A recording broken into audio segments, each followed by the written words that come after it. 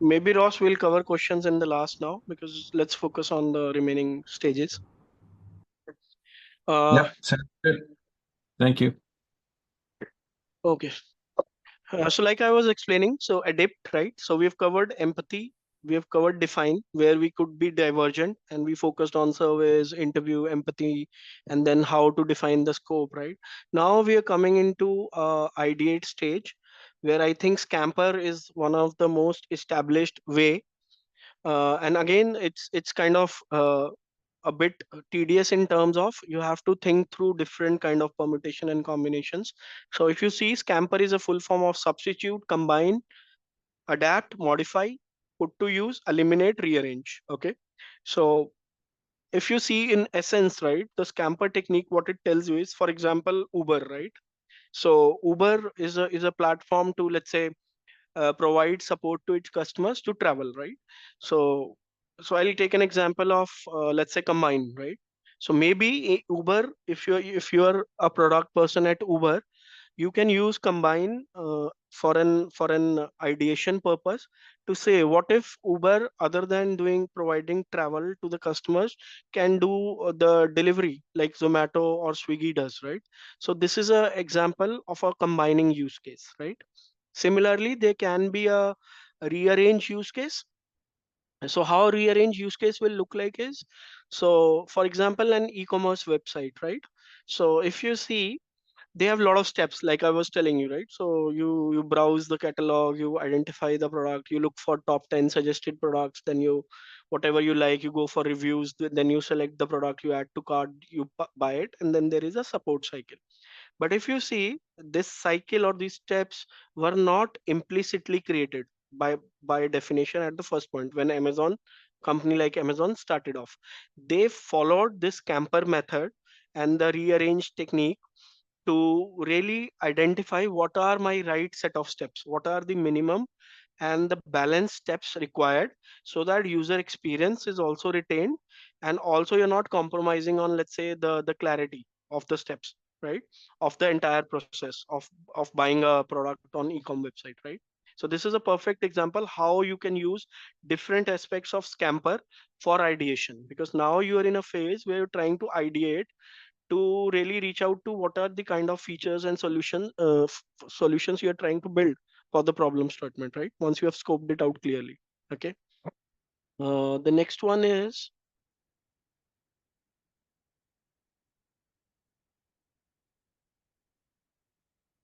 mind map. Mind map is very important. No, it's crazy eight. Sorry, my bad. I skipped a slide. So crazy eight. So crazy eight again is very simple technique, but again, a lot of people don't follow it because just it is like, people think it's hard to do, but if you look at the output, right, you will always see the worth spending time on crazy eight sketches. So here I've taken an example of sketch, but it can be again anything. This is purely for brainstorming and ideation. So this is an example where somebody is showing like how you build an UI interface for an application you're trying to design. So if you see, they've tried different combination, placing screen on the left, placing screen on the right, placing the letterbox at the top of the at the left, right? The purpose of doing this activity is, if you see, one, the rule of this activity is there should be different people doing these sketches. So for example, if Vikas is doing sketch 1, so Tatev needs to do sketch 2 and Ross needs to work on sketch 3, because we are trying again to harness the power of different mindsets here, right? Collaboration, and so that everybody's input is captured and different viewpoint is captured, right? Because ultimately, if you see, by creating these 8 variations, the design thinking thumb rule says, if again it is again with the research, what they've understood is only 8 kind of different combination is a balanced number, which always most of the time will give you a right input. Okay, by the variety of people involved in this activity, and if you see different sketches, you will be able to pinpoint, okay, this is the sketch which is more efficient and which looks more appropriate to me, more meaningful to me, or more easy for, from ux standpoint, for a customer to browse through it, right? So this is crazy eight principle, and it can, like I said, it is not restricted to sketches. It's again very generic in nature. You can apply it to, let's say, a feature. You can do it for, let's say, what are my priority features. You can have 8 layouts, and different people will work on each layout to put some features into each layout. And this is how you can come up to really what are the meaningful features as per overall view or consensus of the people. Yeah. So this is crazy 8. And then there is mind map. Mind map, I'm very sure all of you would have used, right? So this is just to reduce the pain of structure. If you don't want to worry about hierarchy much, right? You are in very early phase of ideation where you don't worry about the structure much, but what you worry about is what are the possibilities, right? So if you see planning, creativity, collaboration, productivity, benefits, these aspects, they have tried to showcase through a mind map how their sub branches will look like. Okay. So this is for some activities where you're not worried about structure or hierarchy much. Okay, you're just worried about what are the possible options for different areas. This is where you leverage mind map. And again, if you notice, right, design thinking is more about practice. Once you start using these models effectively, it will become a practice or a habit, and then eventually you will start seeing a lot of benefits out of it also. Because in today's world, in product management, and especially, I think there was one question with the AI coming into play. This one question has arisen now, because AI, what it brings along with its usefulness is a lot of boilerplate code, right? A lot of things being happening by default, and it really accentuates your tendency to really skip these basic steps. And this is where I think the importance of design thinking goes high. Once AI comes into play, you need to be grounded and being basic driven also, once you are leveraging AI also. So you can now see, like I was telling you, AI and this design thinking, both these mindset needs to be balanced out, and they will go hand in hand. They are incomplete without each other, is what I'm trying to say. So with mind map also, if you see, a lot of people don't do it, and with the AI coming into picture, I'm very sure a lot of people will again not do it, because you'll have a lot of things uh, ready-made available for you. You just go to chat GPT, but we have to think. If you don't do these activities, you really lose a lot of quality. Lot of rework can pop up because we have not followed the basics correctly. We have not checked our structure correctly. Yeah, this is the purpose of ideation phase. Yeah. Paper prototyping, I'll just cover this quickly because this is very simple. So the entire idea behind paper prototyping is, if you see digital prototypes, right? You're using a UX engineer for building a digital prototype. So there's a lot of money involved, playing those roles, and if you're really changing your prototypes very frequently, so there will be effort involved as well. So for example, you build one prototype. So paper prototyping was the initial concept of design thinking, where they said a lot of time it makes sense if you're dealing with a lot of expensive stuff, and digital prototype is very expensive. Sometimes paper prototyping is very cost efficient solution. So you can build a paper prototype for certain things on a piece of paper, and then you can easily get rid of it and make a new prototype also without worrying about cost. So I see this getting least used from all the models being available, but the paper prototyping was more about like avoiding digital prototyping costs, right? Wireframing, again, very important for product managers. So wireframe. So what is happening now? If you see, right, I don't know if you have noticed. So if you look at Zomato now, right, in India, I'm saying, right. So Zomato is a popular food delivery platform. So what they've done recently is they've put the search button at the bottom if you want to search any food item. So I was just amazed to see, because I really don't come from a very strong UI background, right, myself. So I was amazed to see why they have done that. So I was just reading about that. So this has actually been applied from a design thinking principle, where it says a wireframe was built to see, if you put a search button below, right? So there are a lot of ease of accessibility principles around UI. How can you build your UI efficiently? So it came from that principle. And again, the UI accessibility part has been driven heavily by wireframing principle of design thinking. This is where again another classic example you can see real time implication of the basics of design thinking. So imagine a company which is selling food delivery. It's a famous platform. So it was not like they're not famous. And at this matured stage, they have brought such a design thinking decision into play to make it more user friendly, for users to, let's say, have a search button where it should be, to really encourage them search different product items or food items. Yeah. So wireframing, again, very basic but very important, because it will tell you upfront how your UI is looking like without investing too much into it, right? So you can really do. So for wireframing, I think a lot of product managers, I really personally, so we use tools for this. We are not doing it on paper like shown in this. So this is okay. But then wireframing purpose is to have a structure into play for the UI at least. Not like very detailed one, but the basic structure, how the arrangement is gonna be. Wizard of Aussie testing. So this is now we are into adapt. So we are into the prototyping phase. So this is where you're seeing stuff like paper prototyping, wireframing. So we're talking prototype just to make you aware which stage we are talking about. Wizard of Aussie testing, again very simple, but then again highly overlooked thing. So you can already see with design thinking, a lot of things are very simple, but then there is a tendency to skip those things, but they are actually very useful. So again, Wizard of Aussie is nothing. So suppose you're building a chatbot.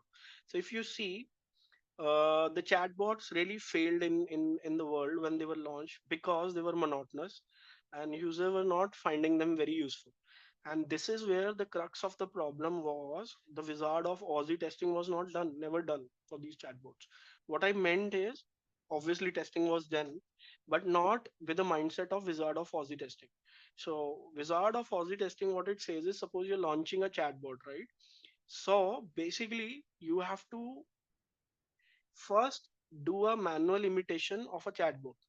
This is wizard of Aussie testing. So it should not be directly chatbot testing. You should make a person sit and he should ask or reply a questions like a chatbot. So this is wizard of Aussie testing. So that you test it out in a very simplified way, but a very effective way also. So human, there is nothing more effective testing a thing than human intervention, right? So this is wizard of Aussie testing. It simulates an experience of a user as is, but the backend system is actually being operated by a person. So human interference is the keyword here. So this is wizard of Aussie testing. And then the so this was on the prototyping stage, and then we eventually land into the last stage of design thinking, which is A/B testing. Again, very interesting concepts. So I also leveraged personally in my recent experience. So we were building a streaming solution, okay, and on Google Cloud, okay. So we were not sure like which all components we should leverage or managed services we should leverage on GCP. And our end goal or problem statement was, we wanted to keep it very real time, near real time analytics. We were trying to do stream data real time. So this is where we leveraged A/B testing, where we routed one of the flow through PubSub service, okay, to see how it behaves there. And another flow was through data flow, directly Kafka to data flow. So this is where we wanted to test out how the response will be, because both the components can serve the purpose of achieving real time streaming, but then we wanted to understand where the performance will be better. So this is a classic example of A/B testing, where you say, these are my different paths and I'm trying to find out which path is going to be more efficient, right? And again, it can be applied to e-commerce website also. You can have 10 steps to really make a customer buy a product, right? And you can have 8 steps also, but you can do an A/B testing, which steps customers are more okay with, right? So you can launch two versions, two releases of the product to the different stakeholders, where one set of stakeholders will go through these 8 steps, another set of stakeholders will go through these 10 steps, and then you can do a survey, obviously, with the different sets, who is more happy. So you will get an answer which path is more appropriate to be followed. Yeah, this is A/B testing.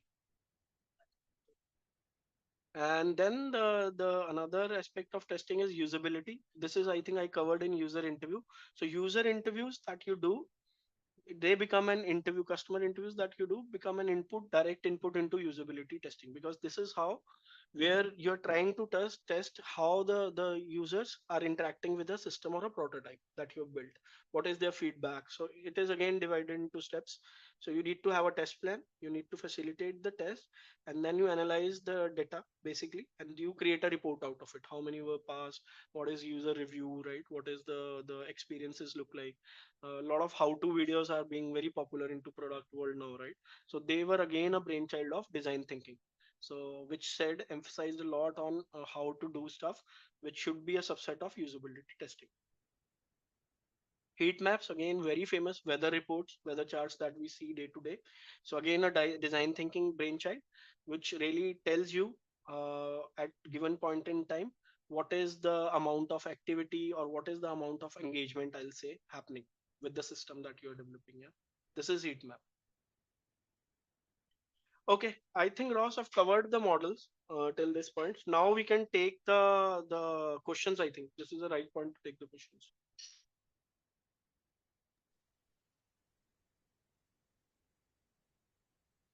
Okay. I have two questions, Vikas. The first one is, with so many great ideation methods like Scamper, mind mapping, and Crazy 8s, how do you recommend teams decide which one to use? And does it depend on the team or the problem or something else? Yeah, so two aspects again. Uh, so basically, one is like I've been iterating throughout the session and I was deliberately doing it. One is the practice. First step is not to identify which one to use where. This is already clear in the life cycle, at least at that level, right? So you know, so first thing is you should know which stage I am in. So suppose I'm working on a product, right? So if I'm in ideation phase, if I am in prototyping phase, if I am in testing phase, this is the first step. Okay.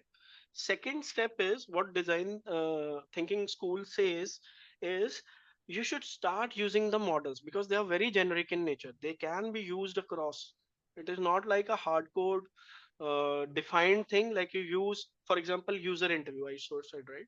Or Scamper for that matter. Like you can use it only in this stage only, right? Ideally, Scampers has a purpose to, let's say, like I said, to look at different perspectives of your product, the features. What else can we do to understand what can be more meaningful features, right? So ideally it will fit more in ideate phase, but obviously you can do it in a very initial phase of, let's say, analysis also, right?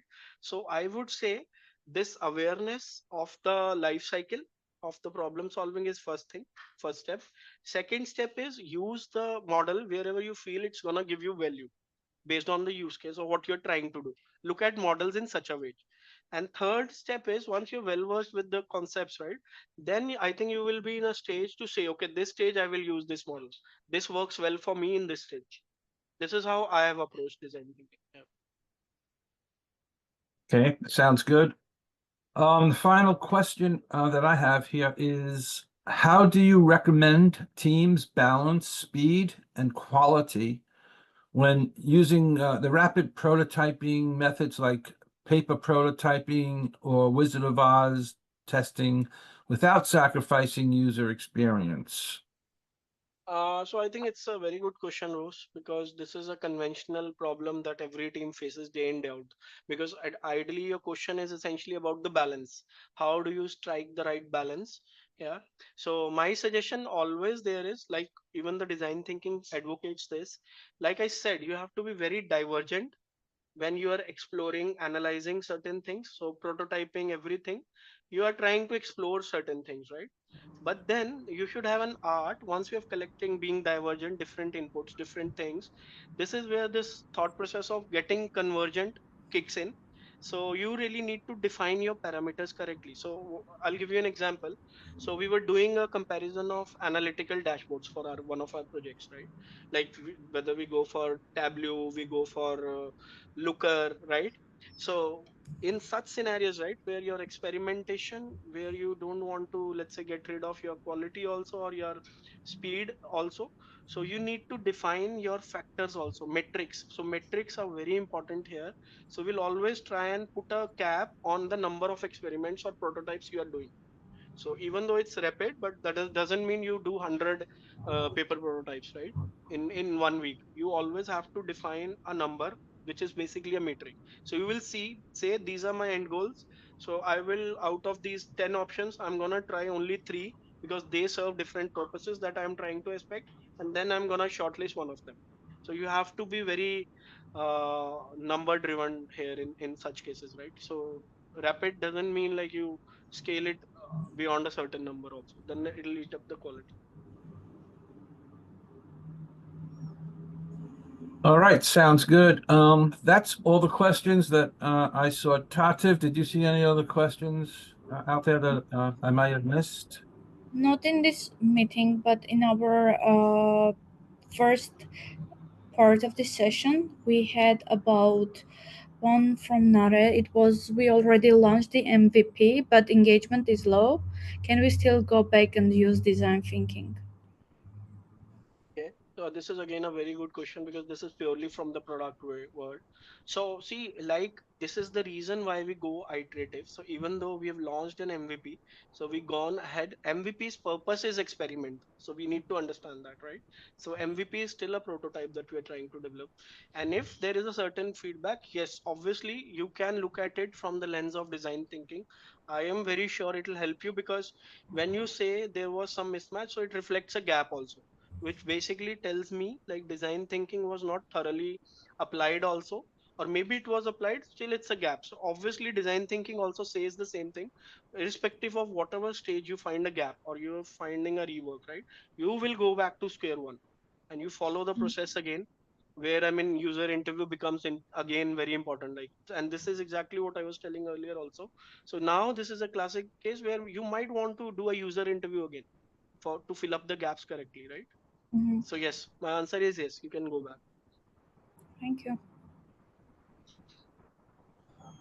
Okay, I think that's a wrap. Vikas, I want to thank you again for preparing this presentation and sharing it with the audience. I would like to thank everyone for spending their time with us today. I hope you found the session valuable and are leaving with ideas that you can apply in your daytime jobs right away. I said it earlier, I'll say it again. A big thank you to Vikas for sharing his time and expertise. Vikas is also a product coach on the PMA platform. So if anyone would like to continue the conversation or you have additional questions on the design thinking topic, you can reach him in the PMA community. I invite you to join the PMA community. It's free to sign up at productmanagementadvisor.com. You'll find resources, e-learning courses, mentorship programs, coaching opportunities, and a growing network of product professionals ready to support your career. I thank you again for joining us, and I hope to see you in the community. Thank you. Thank you, Ross. Thank you all. Thank Thank you, you. everyone.